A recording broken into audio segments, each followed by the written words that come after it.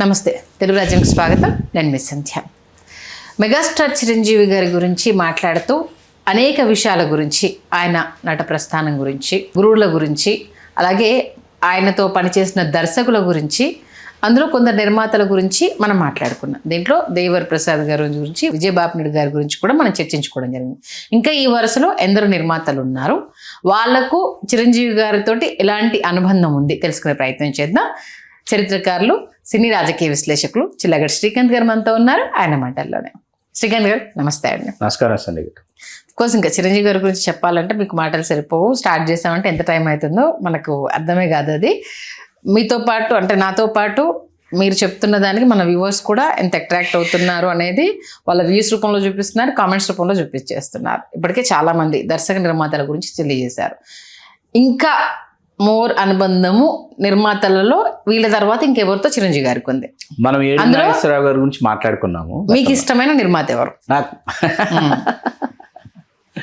నాకు దేవర ప్రసాద్ గారన్నా, విజయబాపిరెడ్డి గారన్నా నాకు చాలా గౌరవం. ఏడి నాగేశ్వరరావు గారన్నా, ఏడి నాగేశ్వరరావు గారు నేను నాన్నగారనే పిలిచేవాడిని. ఓకే. ఆయన అలాగే నన్ను చూసుకున్నారు. ఏడి నాగేశ్వరరావు గారు కోదండరామిరెడ్డి గారితో చాలా అద్భుతమైనటువంటి అనుబంధం ఉంది. మేమిద్దరం కలిసి సినిమాలకు 100 సినిమాలకు వెళ్ళి ఉంటాం. నేను కోదండరామిరెడ్డి గారు. ఓకే. 10 సంఖ్యలో కాదు, 100 సినిమాలకు కలిసి వెళ్ళి ఉంటాం. ఇది ప్రసాద్ మల్టీప్లెక్స్ కావచ్చు కదా.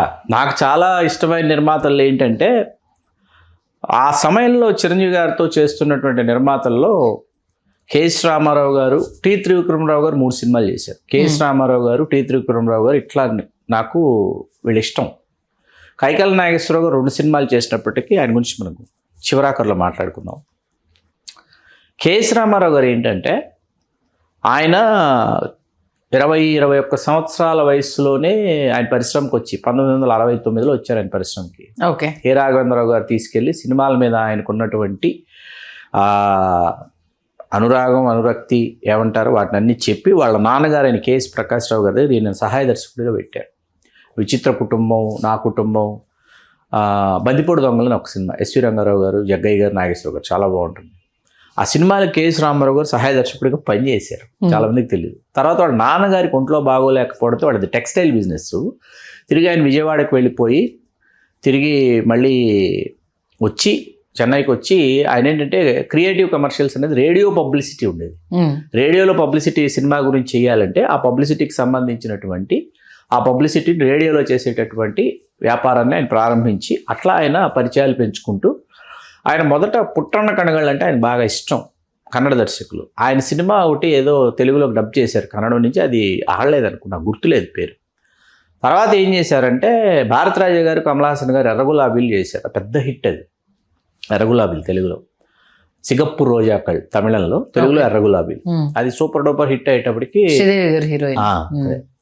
వెంటనే భారతరాజు గారు, కమలహాసన్ గారు చేసింది టిక్ టిక్ టిక్ అని ఒక సినిమా చేశారు. అది బాగా ఆడింది. ముగ్గురు హీరోయిన్లు, రాధా, స్వప్న, మాధవి గారు, ముగ్గురు హీరోయిన్లు. వజ్రాల గురించి అదే బాగుంటుంది సినిమా.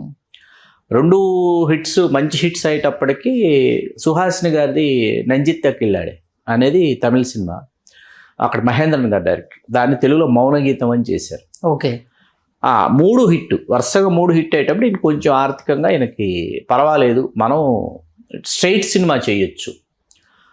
మొదటి నుంచి అండి కేఎస్ రామారావు గారు is a very innovative and creative personality. చాలా ఇన్నోవేటివ్, చాలా క్రియేటివ్, వెరీ అప్డేటెడ్ పర్సనాలిటీ అనమాట. దానిలో భాగంగా ఏంటంటే ఆయన రెగ్యులర్ హీరోల వైపు ఆయన దృష్టి వెళ్ళల. రామారావు గారు రాజకీయాల్లోకి వెళ్ళిపోయారు.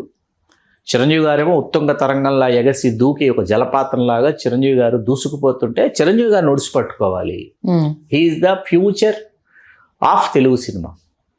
తెలుగు సినిమా భవిష్యత్తు ఇతనే. Telugu cinema care of address Chiranjeevi. Telugu cinema కమర్షియల్గా మరిన్ని ఎత్తులకు ఎదగాలంటే చిరంజీవి అనే అతను ఖచ్చితంగా దీనిని పటాపంచలు చేసేటటువంటి హీరో చిరంజీవి అని బలంగా నమ్మి కేఎస్ రామారావు గారు ఏం చేయాలి, చిరంజీవి గారితో అందరూ అప్పటికన్నీ ఏంటేంటో ప్రయోగాలు, న్యాయం కావాలి, చట్టానికి కోడి లేవు, శుభలేఖ, టింగురంగడు, ఇదని కాదు అదని కాదు అనమాట.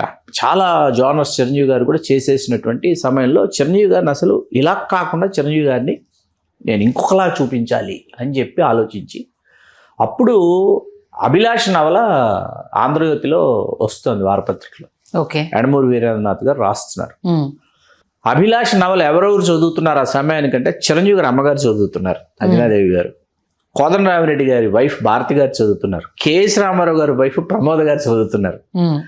వీళ్ళందరూ చదువుతుంటే ఈ యండమూరి వీరేంద్రనాథ్ గారు ఏం చేశారు, చిరంజీవి గారి యొక్క సక్సెస్ ఒకవైపు నుంచి చూస్తున్నటువంటి వాడు యండమూరి వీరేంద్రనాథ్ గారు కూడా. అప్పటికి మంచు పల్లకైన సినిమాకి సంభాషణలు వీరేంద్రనాథ్ గారు రాశారు చిరంజీవి గారి సినిమాకి.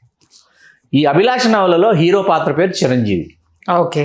దాంతో వీళ్ళు చిరంజీవి గారిని ఊహించుకొని చదువుతున్నారు నవల.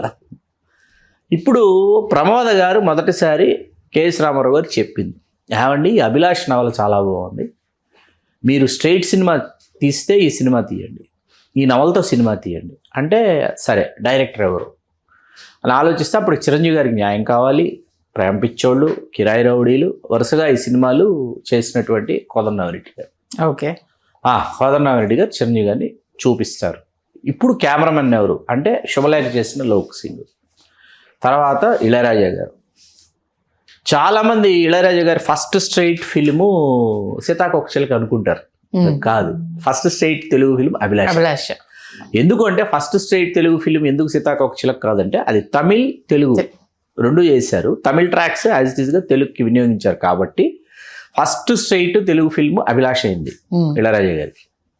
తర్వాత సత్యానంద గారు ఉండాలి, సత్యమూర్తి గారు ఉండాలి, చాయిసెస్ అన్నమాట పెట్టుకుని రైటర్స్గా పెట్టుకుని అభిలాష్కి. సత్యమూర్తి గారు ఏంటంటే కోదండరామిరెడ్డి గారి దాదాపు అన్ని సినిమాలకి మెయిన్ రైటర్ ఎవరున్నా సత్యమూర్తి గారు మాత్రం అడిషనల్ స్క్రీన్ ప్లే కానీ డైలాగ్స్ కానీ ఏదోటి సత్యమూర్తి గారు తీసుకుని, దేవిశ్రీ ప్రసాద్ గారు నాన్నగారు ఆయన ఖచ్చితంగా ఉండేవారు. ఆయన ఆన్ సెట్స్ ఉండేవాడు, ఆయన రైటర్గా ఫైల్ పట్టుకుని స్క్రిప్ట్ ఫైల్ పట్టుకుని ఆన్ సెట్స్ ఉండేవాడు సత్యమూర్తి గారు. అనుకున్న తర్వాత చిరంజీవి గారిని వెళ్ళి కేఎస్ రామారావు గారు కలిసి మాట్లాడి వచ్చారు, ఇలా కావాలి ఇలాగంటే, అవునా నవల చేస్తాను, నవలా సినిమాలు అప్పుడు చిరంజీవి గారు నవలా చిత్రాలు చేస్తున్నారు. అప్పటికి న్యాయం కావాలి నవలా చిత్రమే చేస్తాను నేను అని చెప్పారు. ఆ రోజు ఇంటికి వెళ్ళారు చిరంజీవి గారు ఎప్పుడు డేట్లు ఇస్తారు, చేస్తానన్నారు. ఎప్పుడు చేస్తారు అంటే స్క్రిప్ట్ డిస్కషన్ ఏమి రాకుండానే లైన్ చెప్పారు, నవల ఇట్లా సెక్షన్ 302 గురించి వీరేంద్రనాథ్ గారు అంటే వీరేంద్రనాథ్ గారి మీద సదభిప్రాయం ఉంది. మంచు పల్లకి డైలాగులు రాసి చిరంజీవి గారిని అప్పటికి వీరేంద్రనాథ్ గారు కలిసి వాళ్ళిద్దరూ మాట్లాడుకున్నారు. కాబట్టి వీరేంద్రనాథ్ గారి స్క్రిప్ట్ అనగానే చిరంజీవి గారు కూడా చేస్తానన్నారు. కానీ ఎప్పుడు చేస్తారు, డేట్లు మనకు కావాలి, ఎప్పుడు చేస్తారు, ఇలా అనుకుంటూ తర్జన భర్జనలు పడుతుంటే చిరంజీవి గారు కేఎస్ రామారావు కలిసిన రోజు చిరంజీవి గారు ఇంటికి వెళ్ళేటప్పటికి ఈవిడ ఆ వారం చదువుతా కూర్చున్నారు అంజనాదేవి గారు. సీరియలే, ఇంకా నవల రూపంలో కూడా ఇంకా విడుదల కాదు, సీరియలే చదువుతా కూర్చున్నారు. ఎంత దీక్షగా ఈవిడేంటి అసలు ఈ మధ్య మా అమ్మ అసలు మాట్లాడితే ఆంధ్రజ్యోతి వారపత్రిక అసలు వదిలిపెట్టకుండా చదువుతుందని చిరంజీవి గారు స్నానం చేసి వచ్చి, ఏంటమ్మా ఇప్పుడు చూసిన ఆంధ్రజ్యోతి వారపత్రిక పట్టుకుని కూర్చుంటున్నాం ఈ మధ్య అంటే, ఏం లేదు శంకరబాబు, ఇంట్లో చిరంజీవి గారిని శంకరబాబు అని పిలుస్తాను, నీ పేరు పెట్టి వీరేంద్రనాథ్ సీరియల్ రాస్తున్నాడు అంటే, చిరంజీవి గారు నా పేరు పెట్టి సీరియల్ రాయడం ఏంటంటే, హీరో పేరు నీ పేరే చిరంజీవి, అభిలాషం చాలా బాగుంది, ఉరిశిక్ష గురించి నీ పేరు ఉండటంతో నిన్ను ఊహించుకొని చదువుతున్నాను, భలే ఉంది, ఇది కానీ ఎవరైనా నీ దగ్గర నీతో సినిమా తీస్తానని వస్తే వదిలిపెట్టద్దు అన్నారు ఆవిడ. అంజనాదేవి గారు చెప్పారు. చెప్పేటప్పటికి ఓహో వీళ్ళు ఇందాక వచ్చి కలిసి వెళ్ళారు దీని గురించే, వెంటనే కబురు పెట్టేసి నెక్స్ట్ ఇమ్మీడియట్ డేట్స్ ఇస్తే దీన్ని కొత్తగా ఎలా తీయాలి, మళ్ళీ కేఎస్ రామారావు కొత్తగా ఎలా తీయాలి అని చెప్పి, మీరు ఇవాళకి అండి, ఎందుకంటే అప్పటికే చాలా మంది పాఠకులు చదివేసి ఉన్నారు కాబట్టి చదివేసి ఉన్నప్పటికీ మీకు ఇక్కడ ఏంటంటే ఈ పాత్ర గురించి చిరంజీవి గారికి విశదీకరించిన తర్వాత వీరేంద్రనాథ్ గారు ఒకటి చెప్పారు, సత్యమూర్తి గారు ఒకటి చెప్పారు, కోదండరామిరెడ్డి గారు ఏంటంటే కోదండరామిరెడ్డి గారు వీరేంద్రనాథ్ గారు కలిసి పనిచేస్తున్న మొదటి సినిమా. వీరేంద్రనాథ్ గారు వచ్చి నవల తీసుకుని వచ్చి కోదండరామిరెడ్డి గారికి ఇచ్చారంట. ఇచ్చి చదివి మీ అభిప్రాయం చెప్పండి అంటే, వాష్రూమ్ వెళ్ళడానికి టైం లేదయ్యా, అన్ని సినిమాలు చేస్తున్నాను, 10 పేజీలు 15 పేజీలు మొత్తం రాసుకొస్తే సినాప్సిస్ అది చదివి ఓన్ చేసుకుంటాను నేను, నవల మొత్తం ఎలా కూర్చొని చదవనని ఇంట్లో భారతి గారిని అడిగారు వాళ్ళ మిస్సెస్ని. వీరేంద్రనాథ్ నవల నువ్వు చెప్పావు కదా, నేనే చేస్తున్నాను, చిరంజీవి హీరో, ఏంటి ఎలా ఉంటుందంటే అసలు ఎక్స్ట్రానరీగా ఉంటుంది, విడిచిపెట్టకండి అని ఆవిడ ఎక్స్ప్లెయిన్ చేశారంట కోదండరామిరెడ్డి స్టోరీ. ఇలాగ ఉంటుందని భారతి గారు చెప్పిన తర్వాత సినాప్సిస్ తీసుకొచ్చిన తర్వాత అది చదివి ఓన్ చేసుకుని సత్యమూర్తి గారు సత్యానంద్ గారు కూడా అందరూ కూర్చుని దానికి ఒక తుదిరూపం ఇచ్చి, మీకు ఇవాళకి సినిమా మొత్తం తీసుకుంటే అండి ఎంటైర్ ఫిల్మ్ ఒకసారి అభిలాష్ తీసుకుంటే చిరంజీవి గారి పెర్ఫార్మెన్స్ చూసిన తర్వాత చిరంజీవి గారికి చాలా అవార్డ్స్ వచ్చాయి. ఆ సినిమాకి వంశీ బర్క్లీ అని చాలా అవార్డ్స్ వచ్చాయి చిరంజీవి గారికి. ఫిలిం క్రిటిక్స్ అని చాలా వచ్చాయి అవార్డ్స్ ఆయన పెర్ఫార్మెన్స్కి. రాజ్ కపూర్ గారి స్థాయిలో చిరంజీవి గారి పెర్ఫార్మెన్స్ ఉంటుంది. చిరంజీవి గారిని చూస్తుంటే స్క్రీన్ మీద రాజ్ కపూర్ గారి స్థాయిలో ఆ పాత్రను ఆయన పోషించిన తీరు. రావుగోపాలరావు గారి ఇంట్లోకి వస్తాడు ఆయన. నేను అదే సీన్ గురించి చెప్దాం అనుకుంటున్నా. రావుగోపాలరావు గారి ఇంట్లోకి మొత్తం లిస్ట్ వేసుకుని ఉరిశిక్ష ఇదైంది, ఎక్కడ ఏ దేశం ఎప్పుడు దాన్ని రద్దు చేసిందని తీసుకుని వస్తాడు. ఆయన నోటికి చెప్తా ఉంటారు. ఆయన ఏమో కూర్చోబెట్టి కాలు మీద కాలు వేసుకుని అసలు రావుగోపాలరావు గారి పాత్ర అండి. ఒక్కొక్క పాత్ర అందులో ఏంటంటే నవలలో ఉండి సినిమాలు లేకుండా ఉన్నటువంటి అంశం ఏంటంటే నవలలో రావుగోపాలరావు గారి పాత్రే రాధిక గారి పట్ల కోరికను కలిగి ఉంటుంది. ఆ క్యారెక్టరు నవలలో ఆవిడ స్నానాల గదిలోకి వెళితే చాటుగా చూసేది ఆయనే, ఆ పాత్రే. కాదు దీంట్లో పనబ్బాయిది పనివాడని చెప్పి దీంట్లో మార్చారు. వాస్తవానికి కాదు, నవలలో అదే అన్నమాట. చాలా చాలా బాగా రాశారు నవలలో. అలా నవలలో మీ విష్ణు శర్మ పాత్ర రాళ్లపల్లి గారికి ఆయన జీవితంలో ఒక టాప్ 10లో తీసుకుంటే విష్ణు శర్మ, అభిలాష, అన్వేషణలో ఆ పాత్ర 2 పాత్రలు టాప్ 10లో వస్తాయి. 1, 2లో వస్తాయి 2. ఉరిశిక్షను ఆయనకు పడిపోతుంది అన్నప్పుడు రాధిక గారికి చెప్పాలనేసి అని రియలిస్టిక్ గా పరిగెత్తడం సీన్స్ అవి, ఆ ఫోన్ సంభాషణ, అది అసలు ఎలా గురుగారు రేపు ఇంకా సేపట్లో ఉరిశిక్ష పడుతూ ఉంటే ఇంత సంతోషంగా మీరు ఎలా ఉండగలిగారు నాకు అర్థం కావట్లేదు అనేసి అని ఉన్న ఆ ఉరిశిక్ష పడుతుందన్న టైంలో చాలా రసోత్తరంగా రాళ్లపల్లి గారిదే ఉంటుంది. మీకు జైలుకి వెళ్ళిన తర్వాత జైలుకి తీసుకెళ్ళిన తర్వాత చిరంజీవి గారి మీద డాన్స్ బిట్ ఉంటుంది. సాంగ్ కాదు, డాన్స్ బిట్. ఆయన డాన్స్ చేస్తాడు ఏది జైల్లో. అవును. అసలు ఆ ఎనర్జీ లెవెల్స్ ఏంటో, ఆ డాన్సింగ్ స్కిల్స్ ఏంటో, ఆ చిరంజీవి గారి ఎక్స్ప్రెషన్స్ ఏంటో ఇవాళకి ఎంత క్యూట్గా ఉంటాయంటే నన్ను ఇంక జైలుకి తీసుకొచ్చేసారు, నాకు ఉరిశిక్ష చేయబోతున్నారు అని డాన్స్ చేస్తుంటాడు ఈయన. అవును. తోటి ఖైదీలతో. ఇవన్నీ సన్నివేశాలన్నీ ఒక ఎత్తు. చిరంజీవి గారి క్లైమాక్స్ లో చిరంజీవి గారు డైలాగ్స్ చెప్పేటటువంటి సన్నివేశం ఒకటి ఒక ఎత్తు. అది అంటే దాని ముందు ఎంట్రీ ఇచ్చినప్పుడు పార్టీకి వేరే చిరంజీవి వస్తారు కదా, ఆ సీన్ గురించి ఒక్కసారి. ఎందుకంటే సన్నివేశమే ఆయన తాగేసి ఉంటారు, ఆవేశంలో బ్యాక్గ్రౌండ్ లో ఆయన చెప్పాలనుకుంటున్నది అంతా రావుగోపాల్ గారు మాట్లాడతారు. అది తర్వాత సన్నివేశం. ముందు రోజు రాత్రి, తర్వాత అది మరుసటి రోజు మా ఉదయం సన్నివేశం. ముందు రోజు పార్టీకి వచ్చి రాధిక గారికి పరిచయం అయ్యే సన్నివేశం అది. ఆ పరిచయమైన సన్నివేశం ఏంటంటే ఆయన తాగేసి టబ్లో దిగి వెలుపలికి వచ్చిన తర్వాత ఆవిడ వస్తారు. అవును. వచ్చిన తర్వాత ఏంటంటే నేను ఈ గదిలోకి రావడం, మీరు బట్టలు మార్చుకోవడం, ఈ యాద్ అంటే యాదృచ్ఛికం, రాదు యాదృచ్ఛికం ఉంటుంది. అదే చెప్పబోతున్నాను. ఎంత క్యూట్ గా ఉంటుందంటే ఆ వాటర్ మన పైన దాన్ని షవర్ అది ఊడిపోవడము, కోట ఎంత తడిసిపోవడము, అసలు ఎక్కడ ఏముందో తెలుసుకోకుండా అయోమయం, ఆ గందరగోళము అనేది. అంటే ఇంకా అద్భుతం ఏంటంటే అండి, ఈ సీన్ ముందు సీన్ ఏంటంటే ఆ పార్టీలోకి వస్తాడు ఈయన. ఆ హ్యూమన్ మెంటాలిటీ ఎలా ఉంటుందంటే, మనల్ని ఇప్పుడు ఎక్కడైనా ఏదైనా శుభకార్యాన్ని పిలిచి వెళ్ళిన తర్వాత మనం అక్కడ పరిచయస్తులు ఎవరన్నా కనిపిస్తారని వెతుకుతూ ఉంటాం. మనం దొరికిన తర్వాత మనకి ఎక్కడ లేని ధైర్యం వస్తుంది. Human mentality. అక్కడ పాపం తెలిసిన వాళ్ళు ఒకరిద్దరు కనిపించేటప్పుడు ఇంకా చాలా ఆసక్తికరంగా వెళ్ళిపోయి అసలు నాకు కూడా ఇంప్రెషన్ వచ్చింది, సెకండ్ అది ఇస్తారు. ఆ ఎక్స్ప్రెషన్స్ అండి, ఆ క్యూట్ ఎక్స్ప్రెషన్స్ ఇస్తారు ఆయన. ఈవెన్ హెయిర్ స్టైల్, ఆయన గ్లాసెస్, డిజైన్, క్యారెక్టర్ డిజైన్ చేసిన విధానం అద్భుతం. అసలు దాన్ని ఆయన పోషించిన విధానం అద్భుతం. అన్నిటికంటే ముఖ్యమైన విషయం ఏంటంటే, నాకు చాలా ఇష్టమైన సీన్ ఏంటంటే, రాధిక గారికి పార్టీ ఇవ్వడానికి ఈయన తన ఈ మెడల్స్ అన్ని అమ్ముకొని వచ్చి తీసుకొని వస్తారు, పార్టీ ఇవ్వడానికి వస్తాడు. అక్కడ ఆయన ఎలా చదువుకున్నాడు ఏంటి అవన్నీ చెప్తే ఆవిడకి కంటతడి ఎమోషనల్ అయిపోయి. అది నాకు చాలా ఇష్టమైన సీన్. క్లైమాక్స్ అండి, క్లైమాక్స్లో ఆయన డైలాగ్స్ అవి ఇంకా అసలు.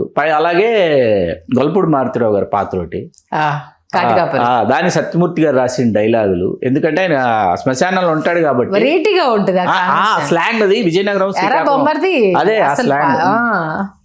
ఆయన అంటే పిల్లలాగా కొట్టుకుంటున్నావేంట్రా దెయ్యపు నా కొడక, ఇవన్నీ గొలపూడి సౌండింగ్ డిఫరెంట్ గా ఉంటుంది సార్. విజయనగరం శ్రీకాకుళం యాస, దాన్ని చాలా అద్భుతంగా చేశారు. అద్భుతమైన సినిమా.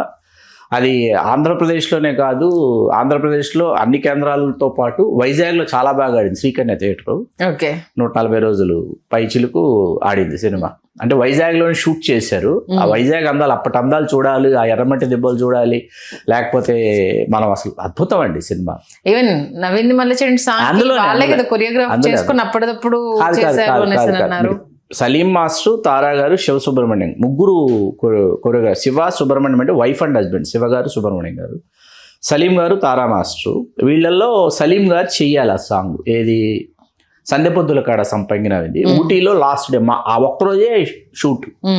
మార్నింగ్ నుంచి ఈవినింగ్ క్యాల్సిట్ అయిపోతే ఈవినింగ్ ట్రైన్కి వచ్చి ట్రైన్ నుంచి మళ్ళీ అందరూ వచ్చేసేయాలి. ఇంకా ఆ రోజుతో గుమ్మడికాయ కొట్టేయాలి. ఓకే, సలీం మాస్టరు ఆయన ఒక్కొక్కసారి ఒక్కొక్కలాగా ఉంటారు. మార్నింగ్ నుంచి ఈవినింగ్ అనేటప్పటికి ఆయన కొంత రిలాక్స్డ్ మూడ్లో, అట్లాగే ఆయన తర్వాత ఆయన తనదైనటువంటి స్టైల్లో ఆయన ఆ రోజు ఉండటంతో ఆయన ఉన్నప్పటికీ చిరంజీవి గారు ఏం చేశారంటే, రాధిక్ గారు చిరంజీవి గారు మాట్లాడుకొని 1 డేలో సాంగ్ అయిపోవాలి కాబట్టి ఏం చేశారంటే, ఆయన ఏం చెప్పినా వీళ్ళు అర్థం చేసుకొని వెంటనే ఏంటంటే వితౌట్ కాస్ట్యూమ్ చేంజ్ చేయకుండా సింగిల్ కాస్ట్యూమ్తో చేసేద్దాం. ఓకే, మార్నింగ్ నుంచి ఈవినింగ్ లోపు అయిపోవాలి, 3 o'clock అయిపోవాలి. 3 తర్వాత ఏమవుతుంటే ఊటీలో లైట్ డల్ అయిపోతుంది. అందుకని మనం సింగిల్ కాస్ట్యూమ్లో చేద్దామని చెప్పేసి అని చేసేసారు ఆ సాంగ్. అట్లాగా అయినా కని విని ఎరుగని హిట్. వాళ్ళు విన్నా మనకు అద్భుతంగా ఉంటుంది, చూసినా అద్భుతంగా ఉంటుంది. వ్యక్తిగతంగా నాకు బాగా ఇష్టమైన పాట ఉరకలై గోదావరి, చాలా ఇష్టం నాకు ఉరకలై గోదావరి. అది ఈ సాంగ్స్ అన్నీ చేయడం ఒక ఎత్తు, మీకు బంతి చామంతి మెలోడియస్ ఇది ఒక టప్పాంగుత్తు, తమిళ టప్పాంగుత్తు ఇది ఉంటుంది దాంట్లో, అది చాలా మందికి తెలియదు. అట్లాగే సందెపొద్దుల కాడ కూడా తమిళ టప్పాంగుత్తు ఇది అనమాట. ఆ ట్యూన్స్లో చేసుకున్నారు వాళ్ళు. ఉరకలై గోదావరి చాలా కష్టం అండి, ట్యూన్ చేయటము, ఆర్కెస్ట్రేషన్ చేయటము చాలా కష్టం. దాన్ని అంతే అద్భుతంగా పిక్చరైజ్ చేశారు.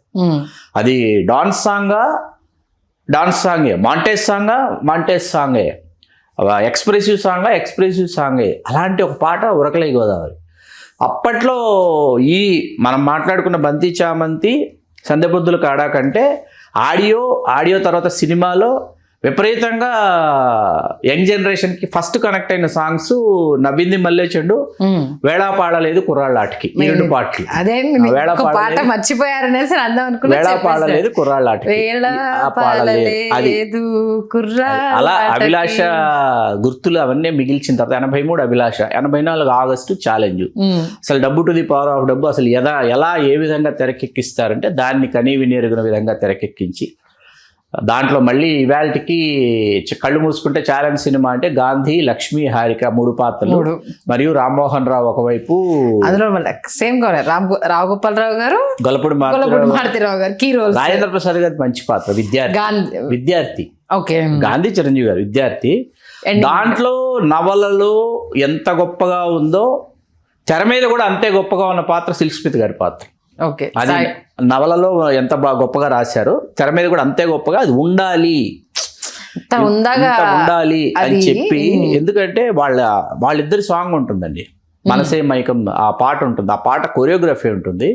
కొరియోగ్రఫీ ఒక ఎత్తండి. ఆ పాటలో చిరంజీవి గారి గెటప్స్ చూస్తే రోమన్, గ్రీకు, అంటే ఒక మేల్ సెక్స్ సింబల్. చిరంజీవి అంటే ఒక మేల్ సెక్స్ సింబల్. ఇప్పుడు ఆడవాళ్ళకి ఎవరు హార్ట్ థ్రోబ్స్, ఎవరు క్రష్, లేకపోతే ఫిమేల్లో సెక్స్ అప్పీల్ ఎవరు అనేది పక్కన పెడితే చిరంజీవి గారు అనగానే ఒక పోత పోసిన ఒక మేల్ సెక్స్ సింబల్ అని చెప్పడానికి కొరియోగ్రాఫర్స్ పడినటువంటి తపన అనమాట. ఒక మగాడు అంటే మగాడు ఇలా ఉంటాడు అని చెప్పేసి వాళ్ళు పోర్ట్రేట్ చేసిన విధానం అనమాట. ఛాలెంజ్ సినిమా గురించి మనం మాట్లాడుకుంటూ చాలామంది ఇది మర్చిపోతారు. సిల్క్ స్మిత్ గారి పాత్ర కావచ్చు, లేకపోతే ఈ సాంగ్ కావచ్చు, ఇవి ఎక్స్ట్రాడినరీగా చేశారు ఆ రోజులో వాళ్ళు. అన్కాంప్రమైజ్డ్ ఇదనమాట. అలాగే హారిక పాత్ర విజయశాంతి గారు, సుహాసిని లక్ష్మి గారిగా వాళ్ళు చేసినటువంటి పాత్రలు కావచ్చు. మరీ ముఖ్యంగా ఇంత మాట్లాడుకొని ఆ సినిమా గురించి సాయి కుమార్ గారి గురించి మాట్లాడుకోకపోతే అది సంపూర్ణంగా ఉండదు. ఎందుకంటే అసలు లైఫ్ థియేటర్లో ఉండి ఆ సినిమా నేను సాయి కుమార్ గారితో ఒక డయాస్ మీద చెప్పాను. ఒక డయాస్ మీద నేను ఒక డయాస్ పంచుకోవాల్సి వచ్చింది. బెంగళూరు 2006 స్టాలిన్ విజయోత్సవం. ఆయన చీఫ్ గెస్ట్, ఆయన బెంగళూరులో ఉన్నారు అప్పుడు. ఆయన చీఫ్ గెస్ట్గా పిలిచాం. ఆ వీడియో ఉంది ఇప్పటికీ. పిలిచి అసలు థియేటర్లో ఆ సన్నివేశం వచ్చి ఆ 500 కోసం గాంధీ సతమతం అయిపోయే సమయంలో సాయి కుమార్ గారి పాత్ర ఎక్స్క్యూజ్ మీ సార్ లోపలికి వస్తే చిరంజీవి గారు నువ్వా ఏంటి ఇప్పుడు వచ్చావు, తర్వాత మాట్లాడతాను, ఇప్పుడు నేను చాలా ఒత్తిడిలో ఉన్నాను అంటాడు చిరంజీవి గారు తల పెట్టుకుని. సాయి కుమార్ గారు కాదు సార్, ఆ రోజు నేను మీ దగ్గర నుంచి మోసం చేసి మీ దగ్గర నుంచి 500 తీసుకున్నాను, స్టోరీ అది మీరు సంపాదించినటువంటి డబ్బులు, మీ తెలివితేటలతో మీరు సంపాదించినటువంటి డబ్బులు అవి, 500 మీకు తిరిగి తీసుకొచ్చి ఇద్దాం అనుకున్నానని చెప్పి తిరిగి తీసుకొచ్చేస్తే చిరంజీవి గారు ఒక ఎక్స్ప్రెషన్ ఇస్తారు. ఆ ఎక్స్ప్రెషన్కి ఇళరాజా గారు ఇచ్చిన బీజిఎం అండి